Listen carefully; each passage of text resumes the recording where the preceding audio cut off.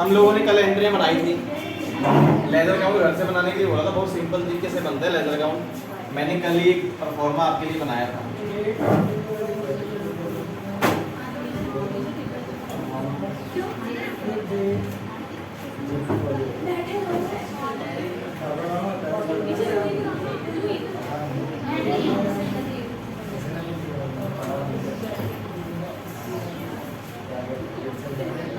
ऐसा ही परफॉर्मा होता है। Yes sir. हमने जो एंट्री बोली थी, बोलो पहली एंट्री क्या थी?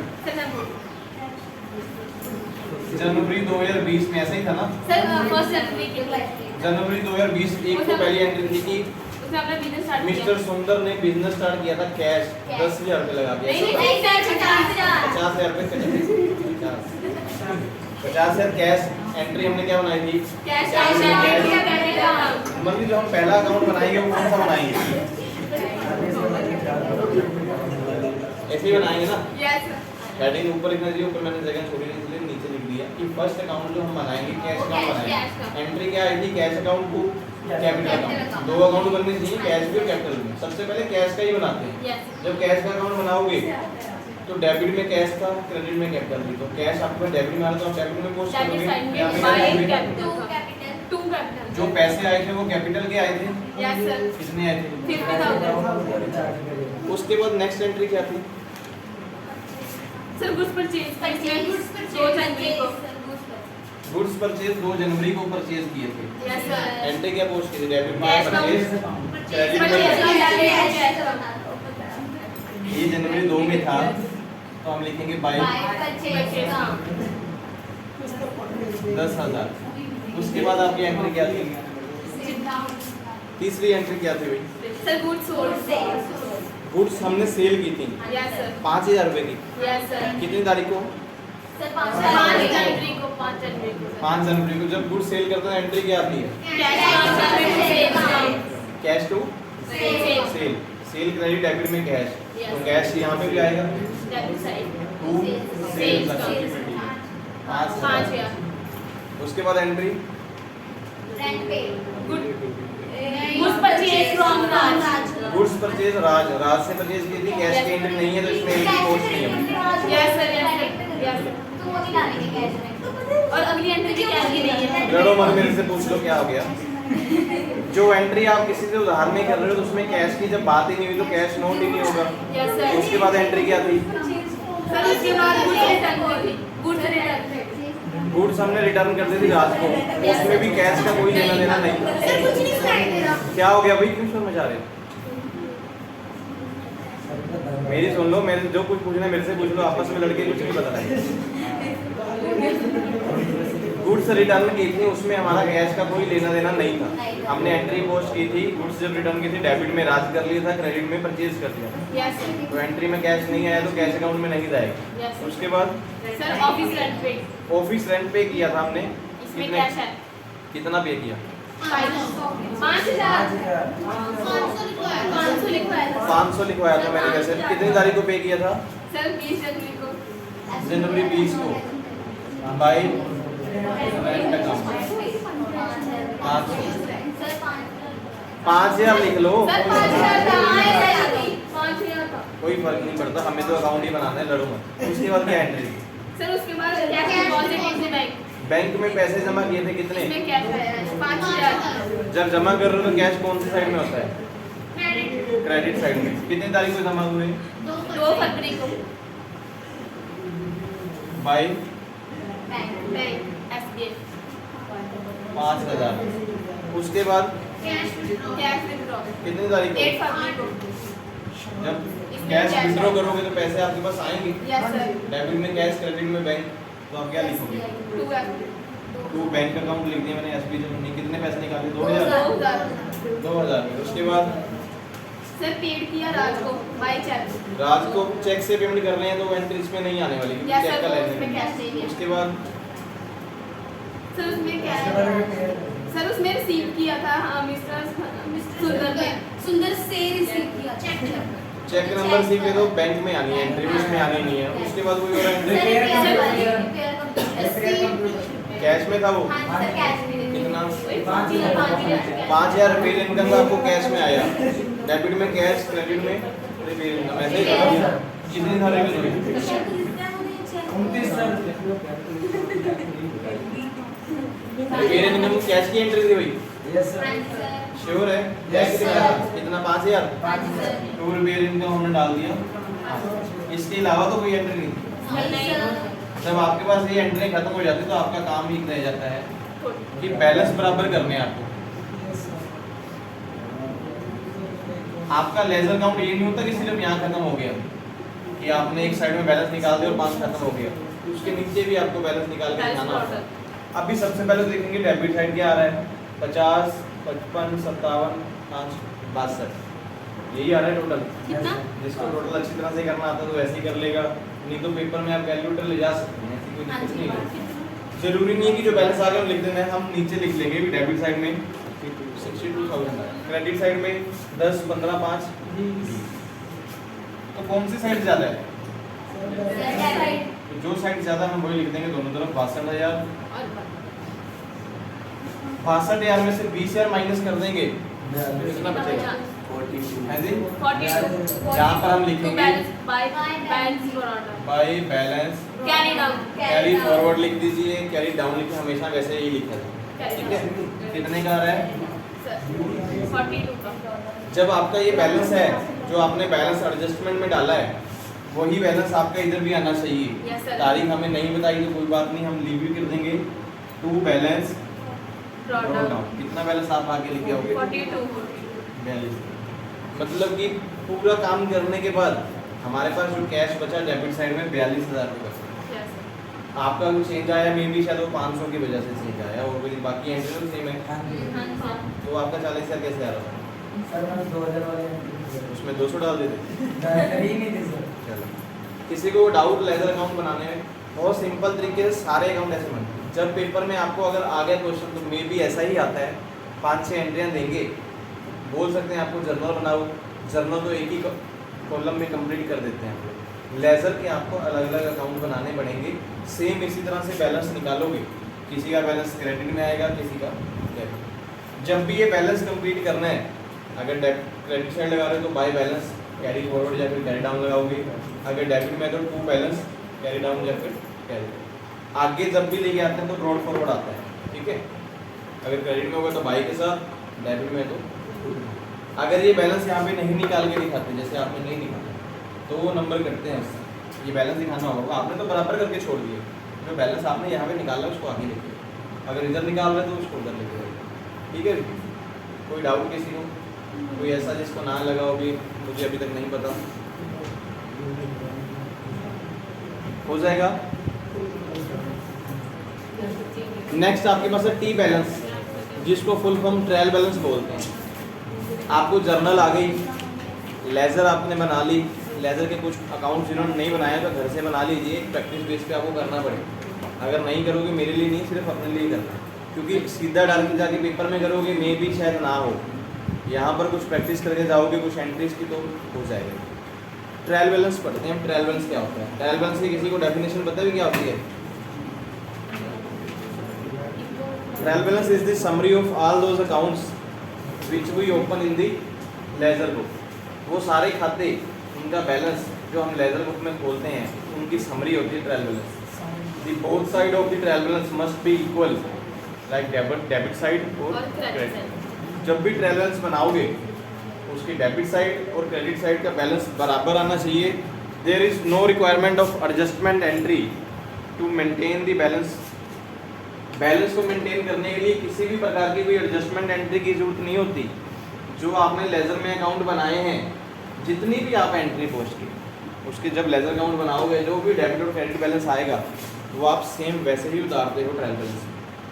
आपका दोनों साइड का बैलेंस बराबर आएगा तभी जाके आगे के फाइनल अकाउंट्स बनेंगे, अदरवाइज फाइनल अकाउंट्स नहीं बनते। देखिए ट्रायल बैलेंस अगर बराबर करने इसका परफॉर्मा क्या आपको साथ में परफॉर्मा पूछ लेते हैं। ट्रायल बैलेंस में सबसे पहले पार्टिकुलर, डेबिट एंड क्रेडिट, यहाँ पे अमाउंट लिख सकते हैं। अमाउंट जो कुछ भी आपके पास लेजर में है यहाँ पे सीरियल नंबर भी चलता है। फर्स्ट पे जो आपके पास अकाउंट है, मान लो कैश का तो डेबिट में कैश लिख देगी। आपने जो 10-11 एंट्री का लिखी थी ये आपका घर से ही काम होगा। जिन्होंने नहीं बनाई बनाइए, आपको तभी जाके सोल्यूशन कंप्लीट होगा। जर्नल बन गई थी, लेजर आपको बनाने थे। लेजर अकाउंट बना के जो जो बैलेंस आपके आ रहे होंगे, जैसे हमने कैश का निकाला 42,000, तो मैंने कैश का बैलेंस डेबिट साइड में डाल दिया। इसी प्रकार से आप कैपिटल अकाउंट बनाएंगे। कैपिटल में 2 एंट्री आई थी, 50,000 रुपये का कैश लेके आया, उसके बाद 50,000 रुपये का चेक लेके आया, और कोई एंट्री तो कैपिटल में नहीं आई थी, तो कैपिटल अकाउंट बैलेंस कितना आने वाला था, लाख रुपये।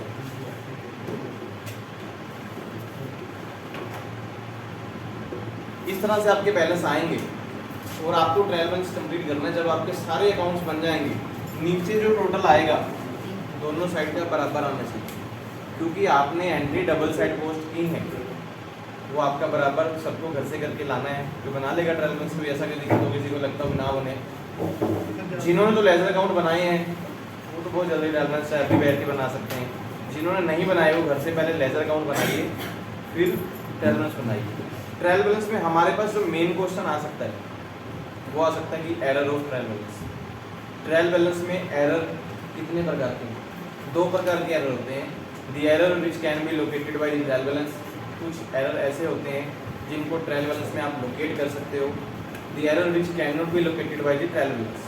कुछ एरर ऐसे भी होंगे जिनको ट्रायल बैलेंस में फाइंड ही नहीं किया जाता, आपका बैलेंस ट्रायल बैलेंस का बराबर आ जाता है, आपको पता ही नहीं चलता कि ट्रायल बैलेंस में वो एरर हैं। वो एरर हमें बाद में एडजस्टमेंट के अकॉर्डिंग सही करने पड़ते हैं। देखिए आपके पास कौन कौन से उन्होंने बताए हैं एरर। सबसे पहले एरर लिखें, एरर विच कैन नॉट, हम error located by trial balance देखते हैं। सबसे पहले कौन कौन से हैं? The total of subsidiary book और the ledger account. Trial balance का बैलेंस एरर तब हम फाइंड कर सकते हैं जब आपने सब्सिडरी बुक का टोटल ही सही नहीं, जब लेजर के अकाउंट में जो बैलेंस आपने सही नहीं निकाले, आपने बैलेंस बनता था 42,000, आपने निकाल दिए 40,000, तो आपका बराबर ही नहीं आएगा, क्योंकि आपने एंट्री ही पोस्ट सही नहीं की। क्योंकि आप जब लेजर का बैलेंस इसमें पोस्ट करोगे, डेबिट वाला डेबिट, क्रेडिट वाला क्रेडिट, नीचे जब टोटल करोगे टोटल बराबर नहीं आएगा, तो हमें पता लग जाएगा कि हमारा एरर है ट्रायल बैलेंस में, वो किस वजह से आ रहा है। हम सारे अकाउंट दोबारा से चेक करेंगे, जो भी एरर होगा किसी न किसी अकाउंट से हमारा निकल जाएगा। दूसरा लिखा कि balancing of account of ledger. जब आप लेजर के बैलेंस निकालते हो वो भी कई बार गलत निकाल देते हो। मैं एग्जांपल, हमने लेजर का अकाउंट बनाया था, 42,000 बैलेंस निकला, कई बार टोटल लिखने लगे, हमने 42 तो उठाया नहीं, 62 लिख लिया, बराबर करके छोड़ दिया, वहाँ पे भी 62 यार बराबर है, बस ठीक है यही बैलेंस है, तो बैलेंस नहीं होता। आपने बैलेंस प्रॉपर नहीं निकाला तो भी आपका ट्रायल बैलेंस बराबर नहीं आएगा। उसके बाद wrong posting of any amount in any account. किसी और अकाउंट की एंट्री किसी और अकाउंट में डाल दी, या फिर अमाउंट डेबिट की थी 10,000, आपने 9,000 डाल दी, 10,000 की जगह 1,000 डाल दिया।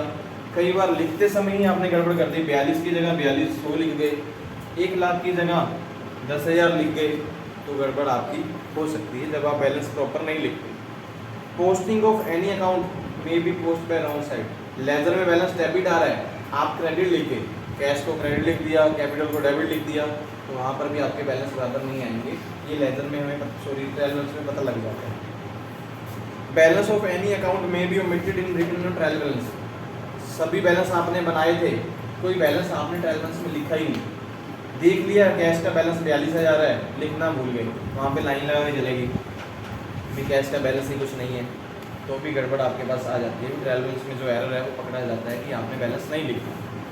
Wrong total of trial balance. कई बार ऐसी भी कंडीशन आती है कि हमें टोटल ही नहीं करना आता, पहली क्लास से लेके हम 10वीं क्लास तक या 12वीं क्लास तक टोटल लगाते आते हैं, लेकिन जब ग्रेजुएशन में आते हैं हम टोटल ही नहीं कर पाते। 10 2 12 होते हैं, हम लोग 11 ही बोलते हैं, तो भी गड़बड़ आ जाती है। कई बार जगह पर टोटल गलत लगाओगे तो भी आपका ट्रायल बैलेंस का बराबर नहीं आता। तो ये कुछ एरर होते हैं जिनको ईजिली बेस में ट्रायल बैलेंस में फाइंड किया जा सकता है कि आप ट्रायल बैलेंस में टोटल करोगे टोटल बराबर नहीं आएगा।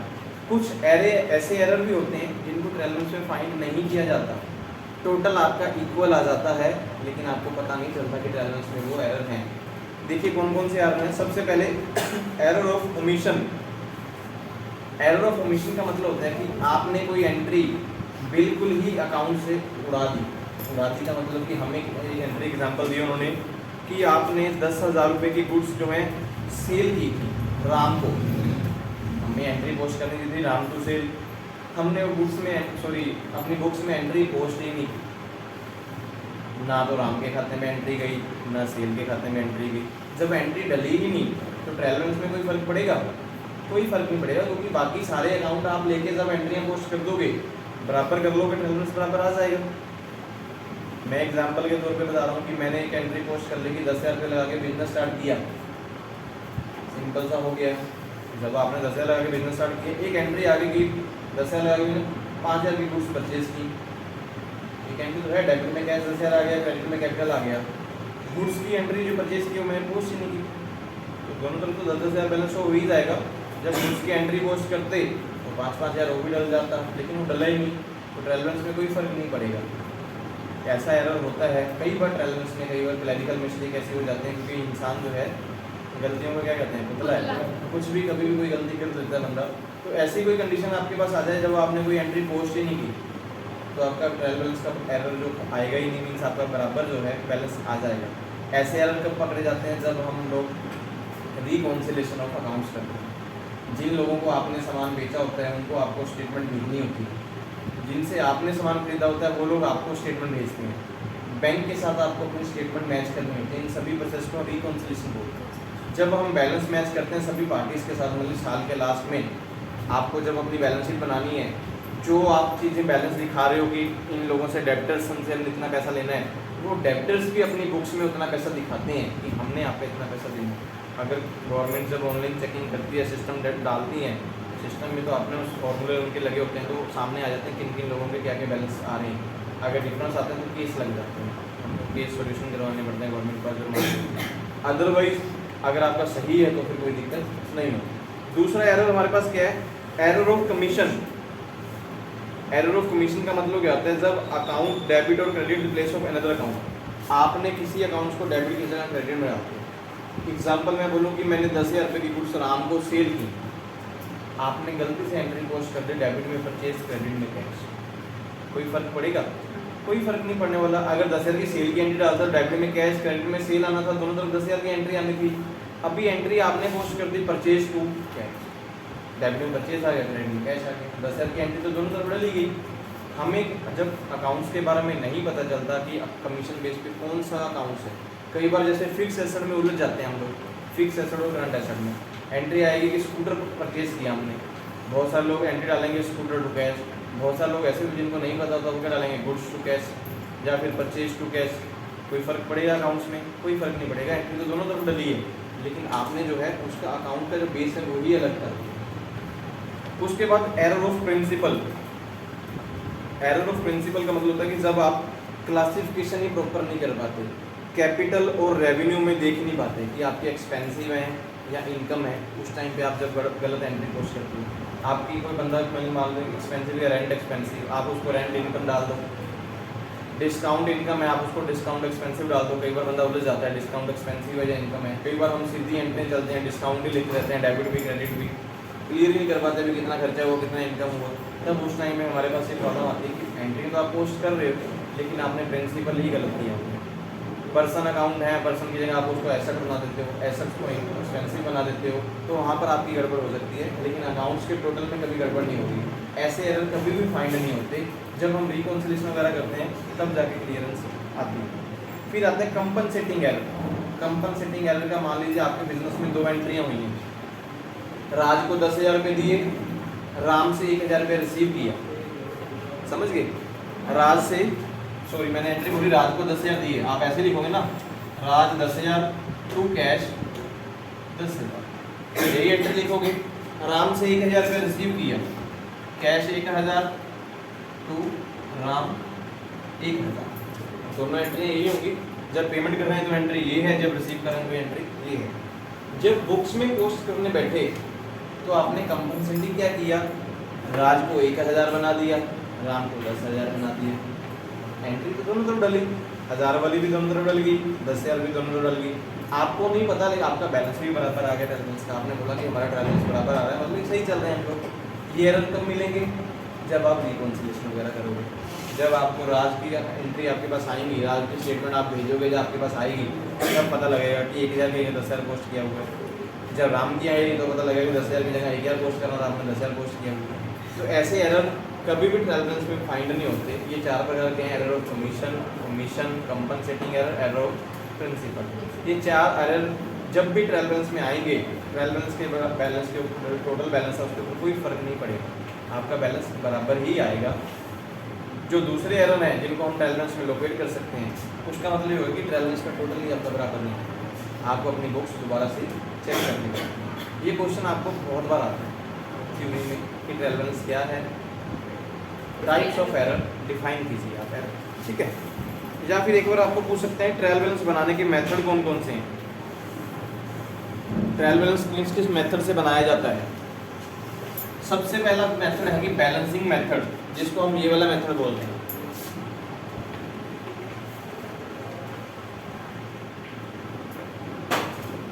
बैलेंसिंग मेथड क्या होता है कि आप लेजर के बैलेंस निकालते हो, डेबिट क्रेडिट, उसके बाद इस तरह से बनाते हो। एक मेथड हमारे पास आता है, सॉरी मैंने इसको गड़बड़ तो नहीं की, टोटल मेथड। टोटल मेथड जो हमारे पास है वो कौन सा होता है कि डेबिट एंड क्रेडिट जो भी आपकी लेजर में आ रहा है, मतलब ऐसा नहीं कि आपने बैलेंस निकाला हुआ है, डेबिट का भी टोटल कर लीजिए, क्रेडिट का। हमने जैसे कैश बैलेंस बनाया था, कैश अकाउंट इस तरफ आ रहा था 62,000, इस तरफ आ रहा था 20,000, ऐसे ही आ रहा था ना कैश अकाउंट जब बनाया था। वो क्या करते हैं, कैश में ऐसे लिख देते हैं 62 इधर 20,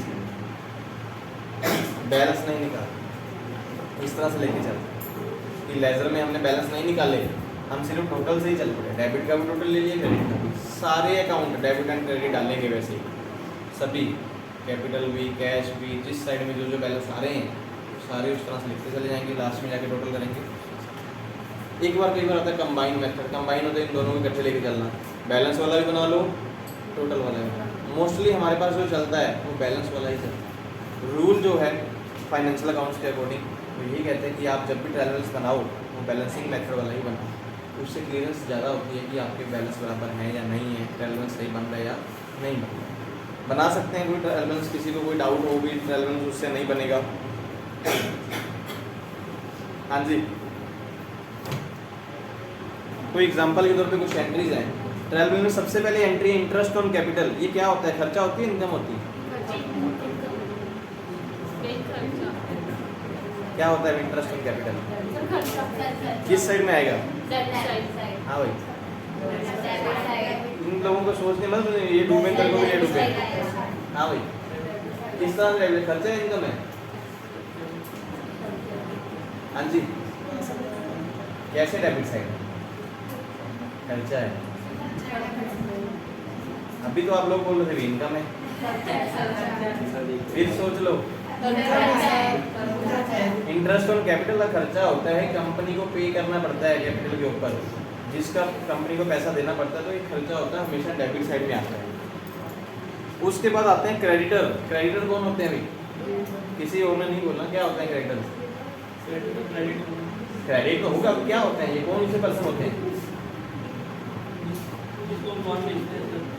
हाँ भाई, क्या हाँ बोलो, एक मिनट, चलो जी तू 1 मिनट ले ले।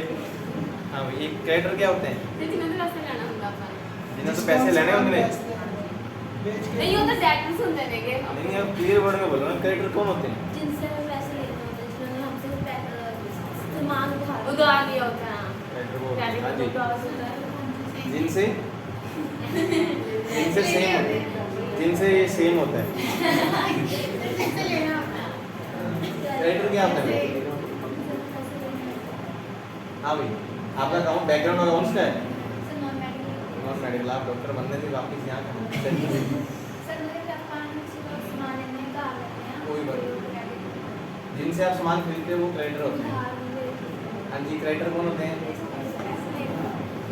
किस तरह से पैसे लेने, मतलब आपने सामान बेचा हुआ है तो पैसे लेने, वही होते हैं जिनसे सामान बेचा होता है।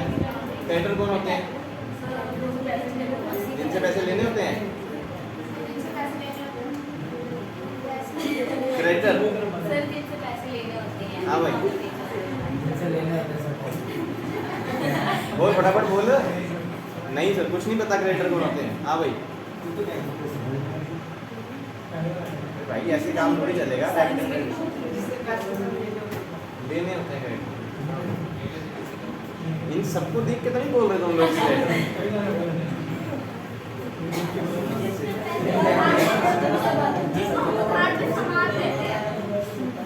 क्रेडिटर वो पर्सन होते हैं जिनसे हमने सामान खरीदा होता है, ना कि बेचा होता है। उनको पैसे देने होते हैं हम लोगों ने। सिर्फ एक बंदे में 2 बंदे सवाल उसने एक लड़की ने आंसर दे दिया, वो नॉन मेडिकल से आगे सही आंसर दे रही है। आप लोग कॉमर्स बैकग्राउंड से होकर गलत आंसर दे रहे हैं। क्रेडिटर ऑलवेज वो पर्सन होते हैं जिनसे सामान खरीदा जाता है। इसको ये पता था भी क्रेडिटर क्रेडिट होते हैं, ये नहीं पता था भी क्रेडिटर कौन होते हैं ना। क्रेडिटर क्रेडिट में जाएंगे तो पता है, लेकिन ये थोड़ी कि आपको नॉलेज ही ना हो चीज़ की। क्रेडिटर वो पर्सन होते हैं जिनका सामान हमने खरीदा होता है, जिसको पैसे हमने देने होते हैं। आपने बेसिक टर्म्स पढ़ी है कभी अकाउंट्स में? अकाउंट्स में कौन कौन सी चीज़ें होती हैं? जब आपको वो चीज़ें क्लियर होंगी तब जाके आप क्लियर कर सकते हैं। उसके बाद क्रेडिटर के बारे में बात करते हैं।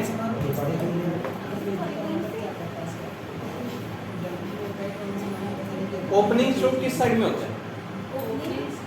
ओपनिंग स्टॉक क्या होता है पहले तो यही बताओ, क्या होता है ओपनिंग स्टॉक? ओपनिंग स्टॉक जो पहले से ओपन हो जाता है भी ओपन स्टॉक है। इसने ऐसे भी लिखा है कि ओपनिंग स्टॉक,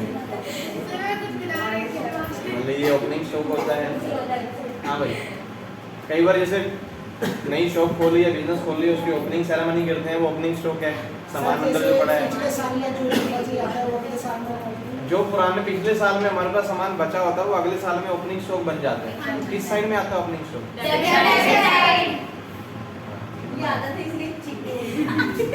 ओपनिंग स्टॉक आपका always will be on debit. Sir मेरे क्वेश्चन आ जो अपन को पिछले साल सामान बच गया ਸੀਗਾ ਤੇ ਫਿਰ ਹੁਣ ਆਪਣੇ ਅਗਲੇ ਸਾਲ ਵਿੱਚ ਯੂਜ਼ਫੁਲ ਹੈ, ਫਿਰ ਆਪਣਾ ਖਰਚਾ ਕਿਵੇਂ ਹੋਏਗਾ? ਆਪਣਾ कैसे? प्रॉफिट होएगा?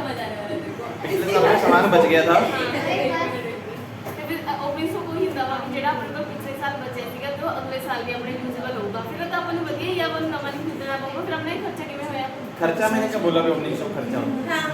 डेबिट ओपनिंग साइड स्टॉक आपका डेबिट साइड में, डेबिट साइड में सिर्फ खर्चे थोड़ी आते हैं। डेबिट साइड में रिसीवर आता है, एसेट आती हैं, एक्सपेंसिव आती है। तो ओपनिंग स्टॉक आपकी क्या है? तो फिर खर्चा कैसे मान लोगे? ठीक है, आप बोलो। क्रेडिट साइड में कौन आते हैं? यार मेरे क्वेश्चन गिवर आते हैं क्रेडिट साइड में, ऐसा आता है ना। डेबिट साइड में गिवर आते हैं। हमारे पास और क्या आती हैं? लायबिलिटीज और लॉसेस और इनकम लॉसेस नहीं आते। लॉस आप किसके आते हैं sir. Income, profit, income profit वो सब आपके इधर क्रेडिट में आते हैं। जब आपको ये बेस क्लियर होंगे तभी आपका ट्रायल बैलेंस इजीली बेस पे हो सकता है।